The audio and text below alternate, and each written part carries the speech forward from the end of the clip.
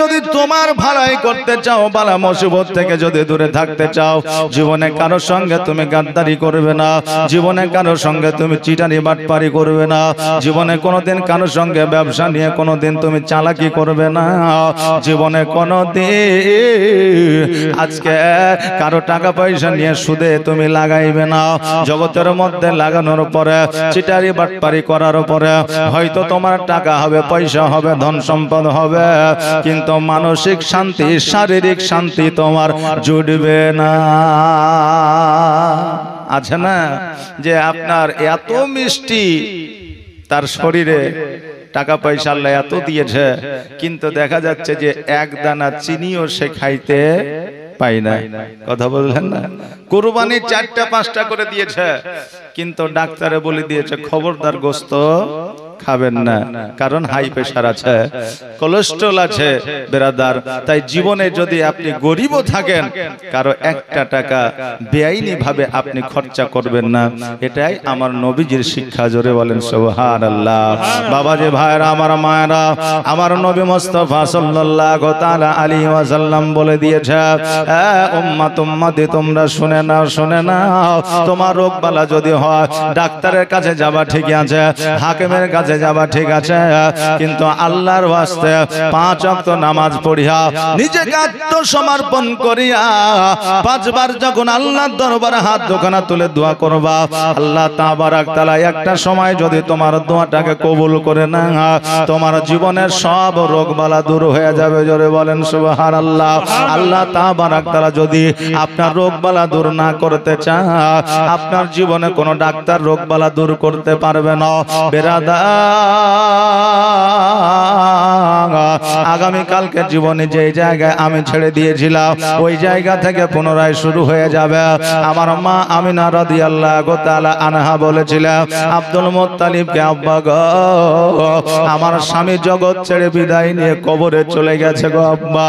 ও আব্বা জান, আজকে আমার বাড়িতে খাবারের প্রয়োজন, আজকে আমার বাড়িতে পানির প্রয়োজন, আমি পানি কোথা থেকে নিয়ে আসবো, খাবার কোথা থেকে নিয়ে আসবো? আমার আব্দুল মুত্তালিব বললেন, আমি না, খাবারের ব্যবস্থা করে আমি তোমার বাড়িতে পৌঁছে দিচ্ছি, কিন্তু তোমায় ওই কুয়া থেকে পানিটা নিয়ে আসো।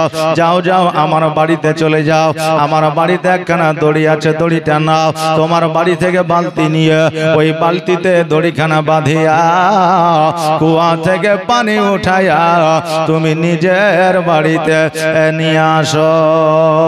আল্লাহুম্মা সাল্লি আলা সাইয়্যিদিনা মাওলানা মুহাম্মদ ওয়ালা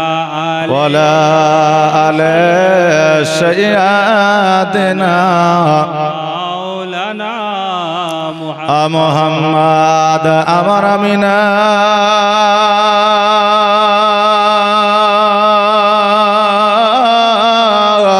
রাদিয়াল্লাহু তাআলা আনহা জলদি করে শ্বশুরের বাড়ি গেলে, যাওয়ার পরে দড়িখানা নিলেন, দড়িখানা নেওয়ার পরে বাড়ির দিকে আসলেন, আসার পরে বালতিটা নিলেন, বালতিটা নেওয়ার পরে কুয়ার দিকে আগাতে আরম্ভ করলেন। কুয়া মানে ইন্দারা, অনেকেই কুয়া আপনার বুঝতে পারে না, কারণ কুয়াটা হলো সাধু ভাষা। গ্রামের মানুষ যারা আছে তারা অনেকেই ইন্দারা বললে চিনতে পারে, কুয়া বললে চিনতে পারে না।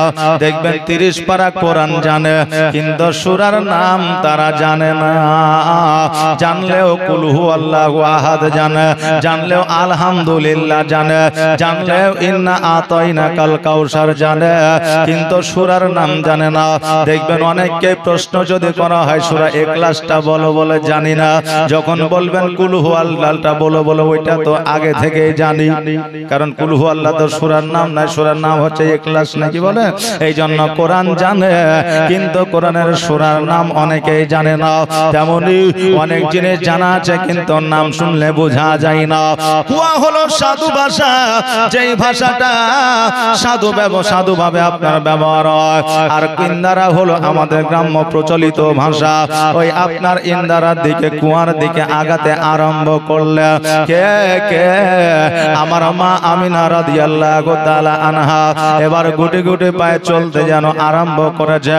দূর থেকে লক্ষ্য করে দেখছে যেন ওই কুয়াতে আপনার অন্যান্য নারীরা ঝুঁকে ঝুঁকে যেন পানি উঠাইতে আছে, আর আমার আমিনা যেন ওই কুয়ার কাছে যেন পৌঁছতে আরম্ভ করেছে। আল্লাহ তাবারাক তাআলা ডাক দিয়া বলে, পানি রে, আর দেরি নয়, দেরি নয়, দেরি নয়, জলদি করে পানি তুমি উপর দিকে উঠে যাও। কেন না আমার দয়ার নবীর মা পানি নেওয়ার জন্য এসেছে। আমার আমিনা যদি ঝুঁকে ঝুঁকে পানি উঠায় রে, আমার আমিনা কষ্ট পেয়ে যাবে, আর আমার আমিনা যদি কষ্ট পেয়ে যায়, আমার দয়ার নবী কষ্ট পেয়ে যাবে, আর আমার দয়ার নবী যদি কষ্ট পেয়ে যায়, আমি আল্লাহ সহ্য করতে পারবো না। আমার আমিনা রাদিয়াল্লাহু তাআলা আনহা যখন কুয়ার কাছে বাবা পৌঁছায় গেলেন, পানি যেন নিজেই উপরের দিকে উঠে গেল। আর যেমনই পানি উপরের দিকে উঠে যাওয়া, অমনি যেন আমিনা যেন ভয় পেয়ে গেলে। কে ভয় পাবে না, পাবে না।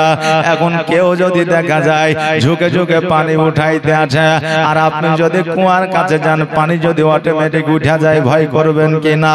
আমিনা রাদিয়াল্লাহু তাআলা আনহা উনি যেন বাবা ভয় পেয়ে গেলেন, আর পানি না লইয়া ছুটতে ছুটতে যেন বাড়ির দিকে চলে আসলেন। আব্দুল মুত্তালিব বলে, আমিনা তুমি গেলে পানি আনার জন্য, আর পানি না নিয়ে বাড়িতে ফিরে আসলে কারণটা কি? আমিনা বলল, আব্বা গো, একটা অলৌকিক ঘটনা ঘটে গেছে। বলে, কি আশ্চর্যজনক ঘটনা ঘটেছে বলো? বলে, অন্যান্য নারীরা ঝুঁকে ঝুঁকে পানি উঠাইতেছিল, আমি যেমনই কুয়ার কাছে পৌঁছে গেলাম গো আব্বা, পানি অটোমেটিক উপরের দিকে উঠে গেল। যেমন এই কথাই আমিনা বলেছে, আব্দুল মুত্তালিব যেন মিচকি হাসি মেরেছে। মিচকি হাসি মারার পরে বলছে, আমিনা ভয় করো না, ভয় করো না, যাও যাও, পানি তুমি উঠে নিয়ে চলে আসো। বলে, আব্বা আমার কি কোনো ক্ষতি হবে না? বলে, না। আমিনা আবার বালতি নিয়ে দড়ি নিয়ে যেন কুয়ার দিকে আসতেছে, আবার দেখতেছে নারীরা ঝুঁকে ঝুঁকে পানি উঠাইতে আছে, কারণ পানি আবার নিচের দিকে নেমে গেছে। আমিনা কুয়ার কাছে যেমনই পৌঁছে গেছে রে বাবা, অমনি যেন পানি আবার উপর দিকে উঠে গেছে। এবার আমিনা ভয় না করিয়া আপনার বালতিতে পানিটা আপনার নেওয়ার পরে যেন ভয়ে ভয়ে জলদি করিয়া বাড়ির দিকে এগোতে আছে। জলদি করে যাইতে যাইতে ছুচলো পাথর কাকরগুলো আমিনার পায়ে পড়েছে। এবার আমিনা চোখটা খুলে দেখছে যেন এতগুলো পাথরের উপর দিয়ে আমি চলতেছি, কিন্তু আমি বুঝতে পারছি না কেন পাথরগুলো আমার পায়ে কেন আঘাত করে না। কারণ ছুচলো পাথরের উপর যদি পা রাখে, ওই পাথরে আপনার পাটাকে ক্ষত বিক্ষত করে দিবে, কিন্তু আমিনা রাদিয়াল্লাহু তাআলা আনহার পাকে ক্ষত বিক্ষত করা দূরের কথা, আমিনা নিজেই বুঝতেই পারছেন না, কারণ ওই পাথরগুলা তুলার চাইতেও নরম হয়ে গেছে। জোরে বলেন সুবহানাল্লাহ। আমিনা রাদিয়াল্লাহু তাআলা আনহা আরো যেন ভয় পেয়ে গেলেন, অতি দ্রুত বাড়ির দিকে এগোতে লেগেছে।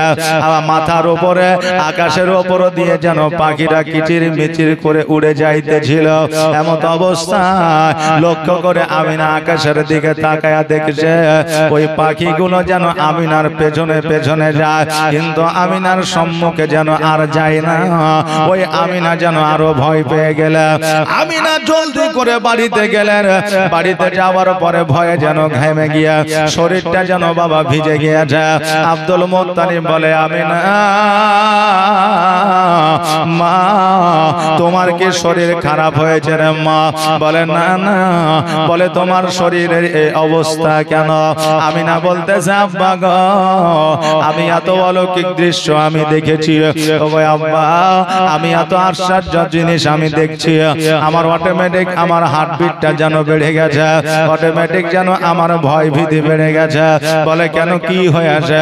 বলে, আব্বা গো, পানি আমার অটোমেটিক উঠে গেল, পানি নিয়ে আসলাম ঠিক আছে, কিন্তু পাথর কাকরে যেন আমার পা ক্ষত বিক্ষত করে না, তুলোর চাইতেও যেন বেশ নরম নরম হয়ে গেছে।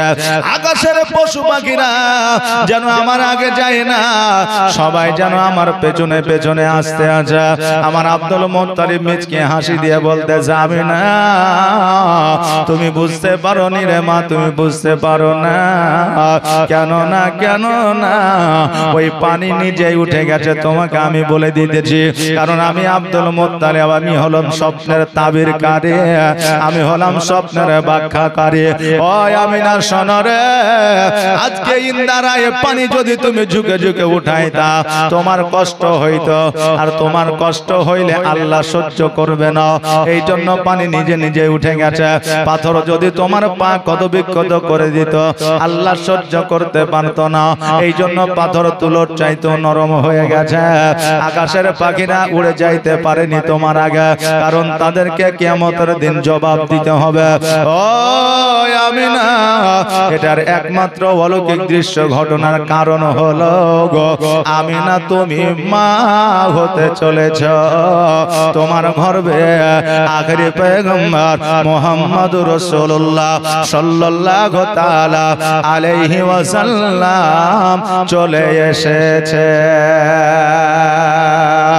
12 রবিউল আউয়ালে আসিলেন মা আমিনার কোলে,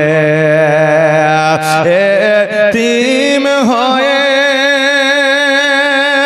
আসিলেন ধরা, মোর নবী দয়াময় জন্ম নিয়ে কান্দিলেন তিনি উম্মতের মায়ায়, জন্ম নিয়ে কান্দিলেন তিনি উম্মতের মায়ায়। ভাগবতী মা গো তুমি, ওগো মা আমিনা, তোমার দুলালেরি নাই গো তুলনা, তোমার দুলালের পায়ের ছোঁয়া কাবা ধন্য হয়ে যায়। 18,000 মাখলুকাত যার তাজিমে ঝুঁকে যায়, জোরে বলেন সুবহানাল্লাহ।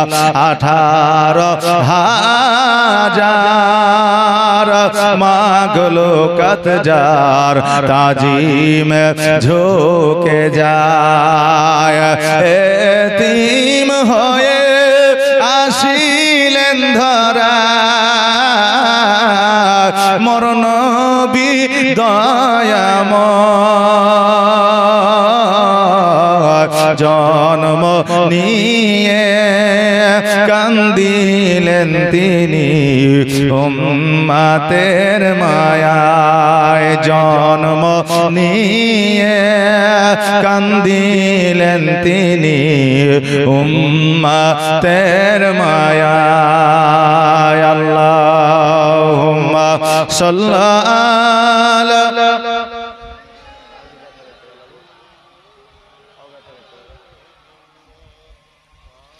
ওয়ালা আলা সাইয়্যিদিনা মাওলানা মুহাম্মদ। আমিনা দুই চোখের পানি ছেড়ে দিয়ে কান্দে, আব্বা গো আজকে আমার গর্ভে সন্তান এসে গিয়েছে, ওগো আব্বা আজকে আমি আমিনা বুঝতে পারি নাই, জানতে পারি না আমার গর্ভে আমার দয়ার নবী চলে এসেছে। আজকে যদি তার আব্বা বেঁচে থাকতো, আজকে যদি তার পিতা বেঁচে থাকতো, আজকে তার আব্বা খবরটা পাইলে কতই না সে খুশি হইতো। পৃথিবীর মধ্যে এমন কোন মা আছে যেই মায়ের গর্ভে সন্তান আসার পরে ওই মা নিজের স্বামীকে খবরটা না দেয়? এমন পৃথিবীতে কোন মা আছে যেই মায়ের গর্ভে সন্তান আসার পরে স্বামীকে খবরটা না দেয়? একজন মায়ের গর্ভে সন্তান আসিলে সব চাইতে আগে খবরটা নিজের স্বামীকে দেয়, আর সব চাইতে বেশি খুশি নিজের আপন স্বামী হইয়া যায়। জোরে বলেন সুবহানাল্লাহ। ও বাবাজি ভাইরা, স্বামী হারা বেদনা মা আমিনা রাদিয়াল্লাহু তাআলা আনহা যেন ভুলতে পারে না। আল্লাহ গো, আজকে যদি আমার স্বামী বেঁচে থাকতো, আমার স্বামী কতই না খুশি হইতো। আজকে আমার সন্তান আমার গর্ভে আছে, আজকে আমি আমিনা আমি নিজে বুঝতে পারি না। ও বাবাজি ভাইরা, আমার আমিনা রাদিয়াল্লাহু তাআলা আনহা উনি জানো বাবা দুই চোখের পানি ছেড়ে দিয়ে কান্দে। আব্দুল মুত্তালিব বলতেছে, আমিনা শোনো রে, আজকে থেকে তোমাকে আমি বলে দিলাম, আজকে থেকে তুমি কোনো কাজকর্ম করবে না, পানি আনার জন্য যাবে না, কোথাও যাবে না। আমি আব্দুল মুত্তালিব আমি সব কিছুর ব্যবস্থা করে দিব। আমিনা তুমি আজ থেকে কোথাও যাবে না, আমি আজ থেকে আমি তোমার সব কাজকর্ম করে দিব এবং পানি খাবার সবকিছু তোমার বাড়িতে আমি পৌঁছায় দিব। বেরাদার, আর আজকে আমাদের বর্তমানে আমাদের যে বৌমা আছে আমাদের বাড়িতে, আপনার বাড়িতে থাকে, আপনার 5 মাস 7 মাস হয়ে গেলেও অনেকে আছে 9 মাসে বিদায় করে বাপের বাড়িতে পাঠাইছে, আর যে কি করবে এখানে থাক, আর শ্বশুর বাড়িতে থাকে, আর যত কাজ আছে সব কাজ করায়। কথা বললেন না? যদি ওই সময়ে কাজ করার মতো পরিস্থিতি থাকতো তাহলে মা আমিনা রাদিয়াল্লাহু তাআলা আনহার বাড়িতে আল্লাহ তাআলা কি 4 জন জান্নাতি নারীকে পাঠাতো? পাঠাতো বাবা? পাঠাতো না। তাহলে আমরা যদি একজন গর্ভবতী নারীকে দিয়ে বাড়িতে কাজকর্ম করাই, জেনে নেবেন একজন গর্ভবতী নারীর প্রতি অত্যাচার করা হয়। কেননা একজন নারী যখন গর্ভে সন্তান ধারণ করে রাখে, বলা হয়েছে যে জিহাদের ময়দানে গেলে যতটা আপনার নেকি পাওয়া যায়, যুদ্ধের ময়দানে ইসলামের জন্য গেলে যতটা সব পাওয়া যায়, একজন মা ততটা সবের অধিকারী হয়। জোরে বলেন সুবহানাল্লাহ। আর একজন মা যখন সন্তান প্রসব করতে গিয়ে যদি আপনার ইন্তেকাল করে দেয়, যদি ইন্তেকাল হয়ে যায়, তা আমার রাসূল বলেছেন ওই মাকে শহীদের দরওয়াজা দেওয়া হয়। জোরে বলেন সুবহানাল্লাহ। তাহলে ওই মায়েদেরকে কোনো কাজের জন্য, কোনো কামের জন্য হুকুম করা হবে? যাবে? যাবে না। হুঁশিয়ার, সাবধান। শুধুমাত্র দুনিয়ার রুলস পালন করলে হবে না, একটু শরীয়তি রুলস, ইসলামিক রুলসও আমাদেরকে পালন করতে হবে। আল্লাহ যেন সেই তৌফিক দান করেন। সকলে বলেন আমিন। একবার ছোট্ট করে মহব্বতের সহিত দরুদ পড়েন। আল্লাহুম্মা সাল্লি আলা সাইয়্যিদিনা মাওলানা মুহাম্মদ ওয়ালা আলে সাইয়্যিদিনা মাওলানা মুহাম্মদ। ও বাবাজি ভাইরা, আমার মায়েরা, আমার আমিনা রাদিয়াল্লাহু তাআলা আনহা উনি যেন আপনার চোখের পানি ফেলাইতে ফেলাইতে বাড়ির দিকে গেলে, আব্দুল মুত্তালিব রাদিয়াল্লাহু তাআলা আনহু যেন বড় খুশি হইলে। আব্দুল মুত্তালিব রাদিয়াল্লাহু তাআলা আনহু কাবা ঘরে গেলে, যাওয়ার পরে আমার আল্লাহ তাবারাক তাআলার কাছে হাত দুখানা তুলে দোয়া করলে, আল্লাহ গো, আমার আব্দুল্লাহ ইহ জগৎ ছেড়ে পর জগৎ গমন করেছে। ওগো আল্লাহ, আজকে আমার মনের ব্যথা বেদনা দূর হয় না।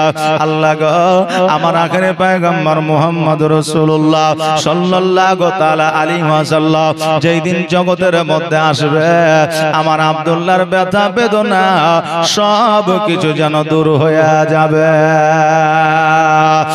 বাবাজি ভাইরা, আব্দুল মুত্তালিব রাদিয়াল্লাহু তাআলা আনহু ওই কাবা ঘরে বেশি বেশি করে আপনার থাকে আর অপেক্ষা করে আমার নবী কবে জগতের মধ্যে আসবে আর আবার নবীর চেহারা মুবারক খানা আমি দর্শন করব।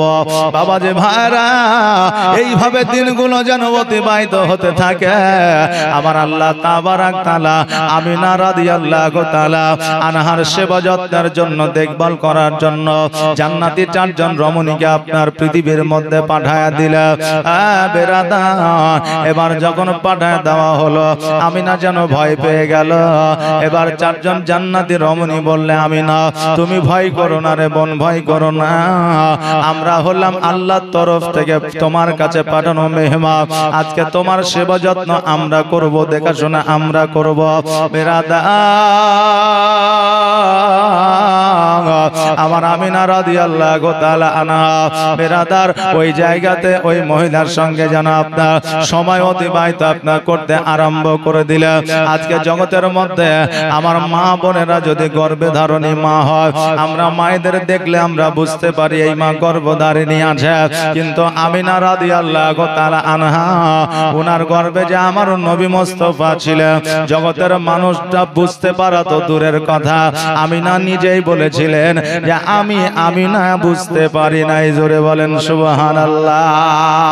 আমিনা গো আপনার ঘোষণা করেছিলেন, আমি যখন রাত্রি বেলায় বিছানায় শুয়ে থাকতাম, আমি লক্ষ্য করে দেখতাম আমার গর্ভে, আমার পেটের মধ্যে একখানা আলো, একখানা নূর জ্বলতে থাকতো। জোরে বলেন সুবহানাল্লাহ। আমার দয়ার নবী, মায়ার নবী সাল্লাল্লাহু তাআলা আলাইহি ওয়াসাল্লাম নূর হইয়া মা আমিনা রাদিয়াল্লাহু তাআলা আনহার গর্ভে ছিলেন।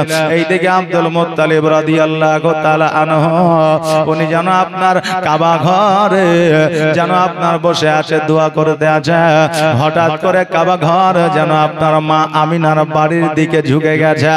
আব্দুল মুত্তালিব বলে, আল্লাহ গো, হযরত ইসমাঈল আলাইহিস সালাম, হযরত ইব্রাহিম আলাইহিস সালাম এই কাবা ঘরকে পাথর দিয়ে এত শক্ত করে বানিয়েছে, এত সুন্দর করে বানিয়েছে, আজকে কাবা ঘর কেন অন্য দিকে ঝুঁকে গেছে? লক্ষ্য করে বার হয়ে এসে দেখছে যেন আমিনার বাড়ির দিকে ঘুরে গেছে। এবার কাবা ঘরকে জিজ্ঞাসা করছে, কাবা ঘর, আজকে তুমি আমিনার বাড়ির দিকে ঝুঁকে গেছো, কারণটা কি?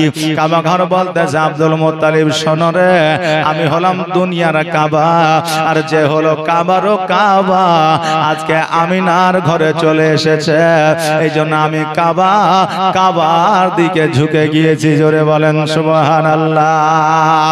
আব্দুল মুত্তালিব বুঝতে পারলেন, জানতে পারলেন যে আমার দয়ার নবী মুস্তাফা সাল্লাল্লাহু তাআলা আলাইহি ওয়াসাল্লাম জগতের মধ্যে চলে এসেছে। আর আব্দুল মুত্তালিব শোনার পরে যেন আমিনার বাড়ির দিকে রওনা হয়ে গেছে। আমার নবী মুস্তাফা সাল্লাল্লাহু তাআলা আলাইহি ওয়াসাল্লাম যেই দিন জগতের মধ্যে এসেছিলেন, ওই দিনটা ছিল সোমবারের দিন, শুভে সাদেকের সময় 12 রবিউল আউয়াল 570 খ্রিস্টাব্দ। ওই সময় আমার নবীজি জগতের মধ্যে এসেছিলেন। আর যেমনই জগতের মধ্যে আবির্ভাব ঘটিয়েছিলেন, অমনি যেন সিজদায় পড়ে গিয়ে ইয়া হাবলি উম্মতি উম্মতি বলে কেঁদেছিলেন। আমার আল্লাহ তাবারাক তাআলার দরবারে আল্লাহর ফেরেশতারা বললেন, আল্লাহ গো, আমার নবী জগতে চলে এসেছে, অতএব আল্লাহ আমার নবীর চেহারাখানা আমরা একবার দর্শন করতে চাই, জিয়ারত করতে চাই। আমার আল্লাহ তাবারাক তাআলা বললেন, আমার ফেরেশতারা শোনো রে, তুমি জানিয়ে দাও মা আমিনাকে 7 দিন পর্যন্ত জগতের মানুষের দেখা আমার নবীকে যাবে না। 7 দিন পর্যন্ত আমার ফেরেশতারা আমার নবীজিকে দর্শন করবে। এই বলিয়া আমিনা রাদিয়াল্লাহু তাআলা আনহার কাছে যেন ফেরেশতা এসে হাজির হয়ে গেল। আমিনাকে বলতেছে, আমিনা, জগতের মানুষ যেন বাড়ির মধ্যে প্রবেশ না করে, কেউ যেন না আসে, কারণ আমার নবীজিকে 7 দিন পর্যন্ত আল্লাহর ফেরেশতারা দর্শন করবে, পৃথিবীর কোন মানুষ দর্শন করবে না। এবার বাবা এইদিকে আব্দুল মুত্তালিব যেন অতি দ্রুত বেগে ছুটে আসছে, কারণ পোতার প্রতি মহব্বত কত একমাত্র তার দাদু ছাড়া নানা ছাড়া আর কেউ বুঝতে পারে না। ওই বাপ মা সন্তানকে লাঠি দিয়ে পিটিয়েছে, ব্যথা লাগেনি, কিন্তু যখন সন্তান আপনার বেটাকে মারে, সন্তান মানে তার পোতাকে যখন মারে, তখন বাপের গায়ে খুব দরদ হয়, ব্যথা হয়, হয় না? এই মারছিস কি ব্যাপার? হ্যাঁ, তোরাকে একবারই মাইরা দেখেনি আর ওকে মারছিস, তার কারণ কি? কারণ ওই বাপ মা কি আপনাকে শাসন করেনি, মারেনি, মেরেছে, তখন ব্যথা হয়নি, কিন্তু পোতার উপরে ব্যথা হয়েছে। কারণ পোতা হচ্ছে দরদের জিনিস, মহব্বতের জিনিস। কেন না? কারণ পোতাকে লাতিকে ভালোবাসা হলো আমার নবীজির সুন্নাত। জোরে বলেন সুবহানাল্লাহ। কে চার পাল্টাবেন? হ্যাঁ ঠিক ঠিক। দরুদ পড়েন। صلی علی سیدنا مولانا محمد علی سیدنا مولانا محمد صلی علی محمد मोहम्मद हरदम ज़बान से निकालो पाक नामे मोहम्मद हरदम ज़बान से निकालो शफियाना मोहम्मद। আব্দুল মুত্তালিব রাদিয়াল্লাহু তাআলা আনহু উনি যেন ছুটতে আরম্ভ করে জ্যোতির দূত বেগে আপনার ছুটতে ছুটতে আসতেছে। এইদিকে দেখছে যেন আমিনা রাদিয়াল্লাহু তাআলা আনহার বাড়ির সম্মুখে দুইজন যেন আপনার সিকিউরিটি দাঁড়িয়ে আছে। আব্দুল মুত্তালিব মনে মনে ভাবে, আল্লাহ গো, মা আমিনার আমি ছাড়া তো আর কেউ নাই জগতের মধ্যে, অতএব দুইজন বান্দা কে দাঁড়িয়ে আছে, এরা কারা? এবার আমার আব্দুল মুত্তালিব রাদিয়াল্লাহু তাআলা আনহু গুটি গুটি পায়ে গিয়ে জিজ্ঞাসা করে, বলে তোমরা কারা, এই জায়গায় কেন দাঁড়িয়ে আছো? তারা বলল, আমরা হলাম দয়ার নবী মুস্তাফা সাল্লাল্লাহু তাআলা আলাইহি ওয়াসাল্লামের সিকিউরিটি গার্ড, আমরা গাইড করতেছি। কারণ হইল যে আমার নবীজি জগতের মধ্যে এসেছে, আমার নবীজিকে জগতের মধ্যেকার কোন মানুষ দেখতে এক সপ্তাহ পর্যন্ত পাইবে না। আমার আল্লাহর ফেরেশতারা দর্শন করবে, আর আমাদেরকে তুমি জিজ্ঞাসা করতেছো আমরা কে? আমরা হলাম আল্লাহর ফেরেশতা। আব্দুল মুত্তালিব বলে, শোনো রে, তোমরা যেই হও না কেন, আমার পোতার প্রতি আমার যে মহব্বত জন্মেছে, আমার পোতাকে আমি সবাকে দেখতে চাই, তারপরে কে দেখবে তা জানি না। জোর করে যখন আপনার প্রবেশ করতে গেল, কোন কোন রাবী বর্ণনা করেছে আব্দুল মুত্তালিবের মাথায় আঘাত করা হয়েছিল, কোন কোন রাবী বর্ণনা করেছে আব্দুল মুত্তালিবের শরীরে আপনার হাত বুলিয়ে দেওয়া হয়েছিল। আর আব্দুল মুত্তালিব রাদিয়াল্লাহু তাআলা আনহু উনি যেন অজ্ঞান হয়ে জমিনের মধ্যে পড়েছিলেন। জোরে বলেন সুবহানাল্লাহ।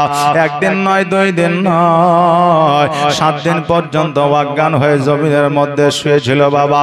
আর 7 দিন পর্যন্ত আল্লাহর ফেরেশতারা দর্শন করেছিল। কেমন করে দর্শন করেছিল?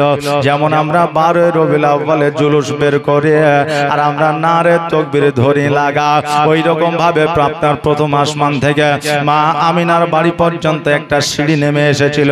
আর ওই সিঁড়ি দিয়া আল্লাহর ফেরেশতারা একে একে নেমে এসেছিল আর মুখে বলতেছিল, আসসালাতু আসসালামু আলাইকা ইয়া রাসূলুল্লাহ, আসসালাতু আসসালামু আলাইকা ইয়া হাবিবাল্লাহ, আসসালাতু আসসালামু আলাইকা ইয়া নূরাম মিন নূরিল্লাহ। আল্লাহর ফেরেশতারা যদি আমার নবীকে সালাম দিতে পারে, আমরা জগতের মানুষ হইয়া আমার নবীকে কেন সালাম দিতে পারি না? মুস্তাফা চাঁদ রহমত পে লাখো সালাম, সবাই বজমে হেদায়াত পে লাখো সালাম। শাহরিয়ারে ইরাম তাজদারে হারাম নোবা হারে শফাত পে লাখো সালাম মুস্তাফা জান রহমত पे लाखों सलाम समाए बज़ में हिदायत पे लाखों सलाम। আমার আল্লাহ তাবারাক তাআলার ফেরেশতারা যদি আমার নবীকে সালাম দিতে পারে আমরা কেন সালাম দিতে পারি না? বাবাজি ভাইরা, আমার নবী মুস্তাফা সাল্লাল্লাহু তাআলা আলাইহি ওয়াসাল্লামকে সালাম দিলেন, সকল ফেরেশতারা দর্শন করলেন আর সবাই একে একে যেন ঊর্ধ্বগমন গেলেন। এক সপ্তাহ পরে আব্দুল মুত্তালিব রাদিয়াল্লাহু তাআলা আনহুর যখন আপনার ঘুমটা ভাঙলো, জ্ঞানটা যখন ফিরল, মা আমিনার ঘরের মধ্যে প্রবেশ করলেন। প্রবেশ করার পরে আমিনাকে বলে, আমিনা আমার নবী জগতের মধ্যে এসেছে, আমাকে কেন জানাও না? আমিনা বলতেছে, আব্বা গো কেমন করে জানাবো, কেমন করে বলবো? আজকে আমার নবী আমার সন্তান যখন জগতের মধ্যে আসলো, আসার পরে পরে একবার দরুদ পড়েন, আল্লাহুম্মা সাল্লি আলা سيدنا مولانا محمد وعلى آل سيدنا مولانا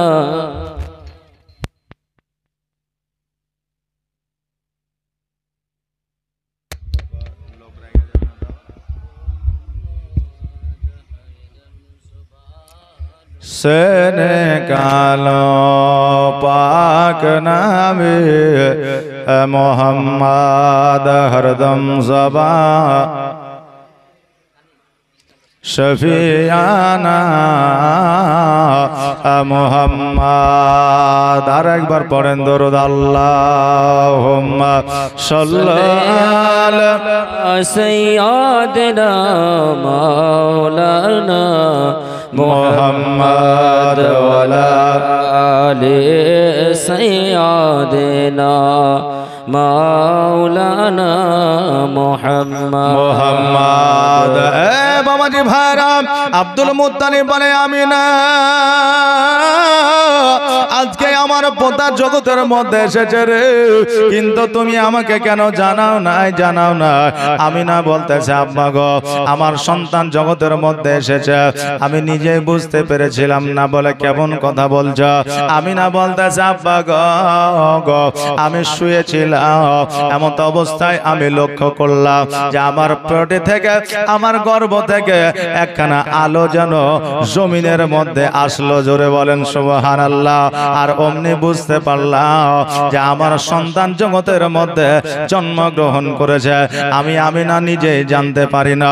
আর যখন জানতে পারলাম, আল্লাহর ফেরেশতারা বলল, আমিনা জগতের কোনো মানুষ এক সপ্তাহ দেখতে পারবে না। আর আল্লাহর ফেরেশতারা দলে দলে আসিয়া আমার সন্তানকে দর্শন করে যাইতে আছে। আমি কেমন করে আপনাকে আমি খবরটা জানাইব? মক্কায় নবী এলো, মা আমিনার ঘরে হাসিলে হাজার মানি, কাঁদিলে মুক্তা ঝরে। জোরে বলেন সুবহানাল্লাহ। মক্কায় নবী এলো, মা আমিনার ঘরে হাসিলে হাজার মানি, কাঁদিলে মুক্তা ঝরে। দয়ার নবী যার সহায়, দয়ার নবী যার সহায়, তার কিসের ভাবনা? ছেড়ে দে নৌকা মাঝি, যাব মদিনা, আমি দেখব মদিনা, আমি যাইব মদিনা। ও মাঝি নৌকা ছেড়ে দে, ও মাঝি পাল তুলে দে, আর দেরি করিস না, ছেড়ে দে নৌকা মাঝি, যাব মদিনা, আমি দেখব মদিনা, আমি যাইব মদিনা। ও বাবাজি ভাইরা, আমিনা রাদিয়াল্লাহু তাআলা আনহা এই কথা যখন বললেন, আব্দুল মুত্তালিব বলতেছে, আমিনা আর দেরি দেরি নয়, জলদি করে আমার কোলে উঠায়া দে রে। আমি একবার আমার পোতাকে একবার কোলে উঠে আনি। আব্দুল মুত্তালিব রাদিয়াল্লাহু তাআলা আনহু যখনই বাবা আমার নবী মুস্তাফাকে কোলে লইয়া একবার বুকের মধ্যে জড়ায়া ধরেছে, একবার কপালে চুম্বন করেছে, আর হাউমাউ করে কাঁদতে আরম্ভ করেছে। আব্দুল মুত্তালিব বলে, আমি আব্দুল্লাহকে এত ভালোবাসতাম রে। আমার আব্দুল্লাহ যেই দিন জগৎ থেকে বিদায় নিয়েছে, সেই দিন থেকে আমার কলিজায় যে ব্যথা বেদনা ছিল, আজকে আমার নবীকে চুম্বন করিয়া আমার সকল ব্যথা বেদনা যেন দূর হইয়া গেল। আমি না বলতেছি, আব্বা গো, আজকে আমার সন্তানের আব্বা জগতের মধ্যে না। ওই আব্বা সন্তান জগতের মধ্যে জন্ম নিলে আজকে তাইফবাসীরা মক্কায় আসিয়া আজকে লালন পালন করে দেওয়ার জন্য নিয়ে যায়, কিন্তু আজকে এক সপ্তাহ হয়ে গেল, কিন্তু আমার সন্তানকে নেওয়ার জন্য কেউ আসলো না। আব্দুল মুত্তালিব বলে, আমি না, তারা খবর পেয়েছে, হয়তো আসবে, তুমি চিন্তা করিও না। আমার পোতার আব্বা নাই তো কি হয়েছে, আজকে আমি আব্দুল মুত্তালিব এখনো পর্যন্ত বেঁচে আছি। আজকে মক্কা নগরের মানুষদের নিয়ে গিয়ে, সন্তানদের নিয়ে গিয়ে লালন পালন করে দিয়েছে, যত টাকা পয়সা না পেয়েছে আমি আব্দুল মুত্তালিব আমি তার চাইতে 10 গুণ বেশি তাদের দিব, এত দিব, তারা লালন পালন করবে, কোনো অসুবিধা নাই। আমি না, তুমি চিন্তা করিও না। এইদিকে তাইফের মধ্যে খবরটা পৌঁছায় গেল, মক্কা নগরে এমন একটা নুরানিময় সন্তান জন্মগ্রহণ করেছে, মক্কা নগরে এমন একটা সন্তান এসেছে, যেই সন্তানটি দেখতে এত সুন্দর। চলো চলো আমরা সবাই গিয়ে ওই সন্তানটিকে নিয়ে আসবো। তাইফবাসীরা সবাই যেন মক্কার দিকে রওনা হয়ে গেল। এইদিকে মা হালিমাতু সাদিয়া রাদিয়াল্লাহু তাআলা আনহা রাতের বেলায় যেন বিছানায় আপনার শুয়ে আছে, অসুস্থ মানুষ সুস্থতা অর্জন করতে পারে না। ওই হালিমা শব্দের মাধ্যমে যেন দেখতেছে বড় পিপাসা লেগেছে, পানির জন্য ছুটাছুটি করতে আছে, এই দিক থেকে ওই দিক, ওই দিক থেকে আর সেই দিক, পশ্চিম থেকে পূর্ব, পূর্ব থেকে আপনার পশ্চিম, উত্তর থেকে দক্ষিণ, এই দিকে ছুটাছুটি করতে আছে। হঠাৎ করে দেখছে যেন একটা পাহাড় থেকে ঝর্ণার ন্যায় পানি পড়তে আছে। ওই ঝর্ণার পানিখানা আমার হালিমা সাদিয়া রাদিয়াল্লাহু তাআলা আনহা যেন বাবা আপনার পান করতে যাচ্ছে, আর যেমনই পান করতে যাওয়া অমনি যেন একজন বান্দা, মুখ ভরা দাড়ি, মাথায় তার পাগড়ি, গায়ে তার জুব্বা, হাতে বাড়ি দিয়ে পানিখানা যেন আপনার ফেলে দিয়েছে। হালিমা বলতেছে, শোনো গো, আপনাকে আমি চিনি না, জানি না, জীবনে কোনোদিন দেখি না, এত পিপাসা লেগেছে, পানিটা পান করতে কেন দিলেন না? কি এমন অন্যায় আপনার করেছিলাম? ওই বান্দা বলতেছে, হালিমা শোনো, আজকে এই পানিখানা যদি তুমি পান করে নাও, আজকে তোমার নসিবে যেটা আল্লাহ লিখে দিয়েছে সেইটা হবে না। কারণ মক্কা নগরে এমন একটা সন্তান জন্মগ্রহণ করেছে, ওই সন্তানটিকে তুমি পাবে না। ওই সন্তানটিকে যদি তুমি নিয়ে এসে লালন পালন করে দাও, তোমার এই জগতেও মঙ্গল হবে, পরের জগতেও মঙ্গল হবে। হালিমা বলে, শোনো আমি হালিমা, আমি এত অসুস্থ, আমাকে মক্কায় কেউ সন্তান দেয় না, আমার বাড়িতে ঠিক মতো খাবার জোটে না, আমার খেজুর গাছে খেজুর ধরে না, আমার ছাগল বকরিতে দুগ্ধ দেয় না, এই জন্য মক্কা নগরে কেউ সন্তান দিতে চায় না, আমাদেরকে কি সন্তান দেবে? ওই মুরব্বী বলতেছে, হালিমা আমি বলে দিয়েছি, তুমি একবার মক্কায় গিয়ে দেখো, সন্তান তুমি নিশ্চয় পাবে। এই বলে হালিমার যেন চট করে স্বপ্নটা বাবা ভেঙে গেছে, স্বপ্নটা ভেঙে গেছে। আর যেমনই স্বপ্নটা ভেঙে গেছে, অমনি স্বামী হারিসকে ডেকে বলছে, স্বামী গো, আমি এমন একটা স্বপ্ন দেখেছি, এই স্বপ্নটা যদি বাস্তবায়িত হয়ে যায়, আমাদের কপাল খুলে যাবে, ভাগ্যের দুয়ার খুলে যাবে। আচ্ছা, স্বপ্ন কি সবার সত্য হয়? যে স্বপ্ন সবার সত্য হয় না বেরাদার। কিন্তু যারা মুমিন হয়, মুত্তাকিন হয়, সালেহীন হয়, সালিহ হয়, তাদের স্বপ্ন ব্যর্থ যায় না, তাদের স্বপ্ন সর্বদা সত্য হয় বেরাদার। তবে বাচ্চাকালে ছোট্টকালে স্বপ্ন আমরা খুব দেখতাম, আপনারাও দেখেছেন। কোন স্বপ্ন দেখতেন? বেশিরভাগই স্বপ্ন দেখা যায় তো পেশাব চাবানো, নাকি বলে? যে নানির বাড়ি যাচ্ছি, নানার বাড়ি যাচ্ছি, বার হয়ে গেছি, গাড়িতে উঠবো, ওই সময় পেশাব চাপিয়েছে আর অমনি চেতন পেয়ে গেছে। এইরকম স্বপ্ন অনেকেই দেখে, নাকি বলে?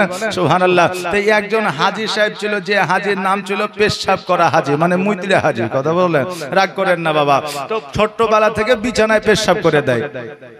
তো এবার ওর মা বলছে ইমাম সাহেবকে গিয়ে যে হুজুর আমার ছেলে তো পেশাব করে দেয়, তো এক কাজ করেন, একটা তাবিজ দেন না, যদি পেশাব বন্ধ হয়। ইমাম সাহেব তাবিজ দিয়েছে, পেশাব বন্ধ হয়নি। তো আবার ইমামের কাছে গেছে, ইমাম সাহেব বলছে এক কাজ করেন, আপনার ছেলের মুসলমানি দিয়ে দেন, খাতনা দিয়ে দেন, হয়তো ভালো হয়ে যাবে ইনশাআল্লাহ। এবার মুসলমানি দিয়েছে, তাও কিন্তু আপনার পেশাব করা বন্ধ হয়নি। এবার যখন 14 বছর 15 বছর বয়স হয়েছে, তখনও পেশাব করা বন্ধ হয়নি। ইমাম সাহেবকে বলছে হুজুর আপনার ভারী মুসিবত, পেশাব বন্ধ করা যাচ্ছে না। তবে এক কাজ করেন, বিয়ে দিয়ে দেন, যদি আপনার পেশাব বন্ধ হয়। এবার বিয়ে দিয়ে দিয়েছে। এবার বিয়ে দেওয়ার পরে পেশাব রাতের বেলায় একবার করছিল স্বপ্নে, এবার পেশাব দেখা যাচ্ছে 2 বার করছে, মানে বাড়ি হয়ে গেছে। কথা বুঝলেন না? এবার ওর মা দেখছে, তাই তো কতদিন চলবে এইভাবে, আমি নাই সহ্য করছি, কিন্তু বহুতে তার সহ্য করবে না। ইমামের কাছে গেছে, বলছে এক কাজ করেন, ওনাকে একবার হজে পাঠিয়ে দেন, যদি নবী রওজার ওসিলায় তার পেশাবটা বন্ধ হয়ে যায়। এবার হজে পাঠিয়ে দিল, হজে গেল, হজ করে আসলো, তবু আর পেশাব বন্ধ হলো না। আচ্ছা বলেন, নবী রওজাতে গেলে কি সবার দোয়া কবুল হয়? হয় না। যদি নিয়াত উদ্দেশ্য ভালো থাকে, কবুল হবে ইনশাআল্লাহ। এবার বাড়িতে আসলো, আসার পরে পেশাব কিন্তু বন্ধ হয় না। এখন 1 দিন 2 দিন 4 দিন 5 দিন চলে। বিবি বলছে যে হ্যাঁ গো, তোমার এই পেশাব আমি কতদিন খাইজবো? এই করে ক্যাথা বালিশ চাদর যা ছিল সব পুছে গেল, তোমার পেশাব কি বন্ধ হবে না? এইভাবে 2-4টা কথা বলেছে। এবার হাজী সাহেব কিন্তু রেগে গেছে, রাগ করে এখন দৌড়িয়ে বাগানে চলে গেছে। ওই ইমাম সাহেবের সাথে দেখা, বলে হাজী সাহেব কোথায় যাবেন? বলে আর জীবন রাখবো না। বলে কেন? বলে আমি জীবন দিয়ে দেবো। বলে কেন গো? তো বলছে পেশাব আমার বন্ধ হয়েছে না। বলে পেশাব বন্ধ হবে? আচ্ছা বলেন তো আপনার পেশাবটা হয় কিভাবে? তো বলছে আর বলেন না, আমি রাত্রে বেলা যখন আমি শুই, রাত্রে আমি স্বপ্নে দেখি যে আমাকে 3-4 জন এসে বলে যে পেশাব কর। আমি যদি বলি পেশাব করবো না, তো আমাকে মারবো, ধরবো করে। তা আমি তখন পেশাব করে দিয়ে উঠে দেখছি যে আমি বিছানায় পেশাব করেছি, কিন্তু স্বপ্নে দেখেছি যে আমি বাথরুমে পেশাব করেছি। তো যে এই ব্যাপার? বলে হ্যাঁ। বলে এক কাজ কর, বলে এক কাজ করো, তুমি যখন রাত্রে শুয়ে থাকবে, যখন তোমাকে বলবে যে পেশাব কর, তো তুমি বলবে আমাকে টাকা দে, তো পেশাব করবো। ও স্বপ্নে টাকা দিতেও পারবে না, আর তুমি পেশাবও করবে না। বলে ঠিক আছে, যুক্তি ভালো পেয়েছে। ও রাত্রে বেলায় বিছানায় শুয়েছে, রাত্রে ঠিক স্বপ্নে চলে এসেছে, বলে এই পেশাব কর। তো বলছে টাকা দে। বলে টাকা কিসের? বলে টাকা না দিলে পেশাব হবে না। বলে তুই পেশাব করবি না? না। ওকে লাগেছে দাঁড়তে, আর ও লাগেছে দৌড়তে। দৌড়তে দৌড়তে যাইয়া একটা গাছে উঠে গেছে, বুঝলেন? এবার গাছে যখন উঠে গেছে, তখন এরা বলছে তুই নাম। তো বলছে নামবো না। বলে নামবি না? বলে না। এবার এরাও কিন্তু গাছে উঠতে লেগেছে। এখন শয়তান বলছে এই খেপা কোথাকার, ওরাও তো গাছে উঠছে, তো তোকে ধরতে পারলে ছাড়বে? তুই যুক্তি খুঁজে পাচ্ছিস না? তুই একটা কাজ করলে ওরা আর গাছে উঠতে পারবে না। বলে কি কাজ? বলে পায়খানা করে দে। যেমনই পায়খানা করবে, পায়খানা ওদের মাথাতে পড়বে, আর মাথাতে পড়লেই ওরা ওই গন্ধে আর তোর কাছে আসবে না। বলে তাই? বলে হ্যাঁ। আর অমনি বুঝলেন হাজী সাহেব কাপড় তুলে থার থার করে মেরে দিয়েছে। আর যেমনই মেরে দিয়েছে, এদিকে আর বিবি ওকে টাচ দিচ্ছে, তুমি কি করেছ? বলে কি হলো রে? বলছে গন্ধে থাকা যাচ্ছে না। উঠাও দেখছে যে আকাম আমি গাছের উপরে করে নিয়ে বিছানি করেছি। কথা বুঝলেন না? তো এবার বিবি বলছে এতদিন তো পেশাব করছিলে, এখন পায়খানাও করছে, ইয়া তোমার খাই জিবে কেডা বেরাদার? তো স্বপ্ন এমনও আছে যে সবারই সত্য হয় না। কারো স্বপ্নে ব্যাঘাত ঘটে, কারো স্বপ্ন আপনার বিপদ ডেকে আনে, কারো স্বপ্ন আপনার মনে মনে যেটা ভাবছেন সেটাই হয়তো আপনি স্বপ্নের মাধ্যমে দেখেন। কিন্তু বেরাদার, এই স্বপ্ন সবার স্বপ্ন সত্য হয় না। হালিমা তোর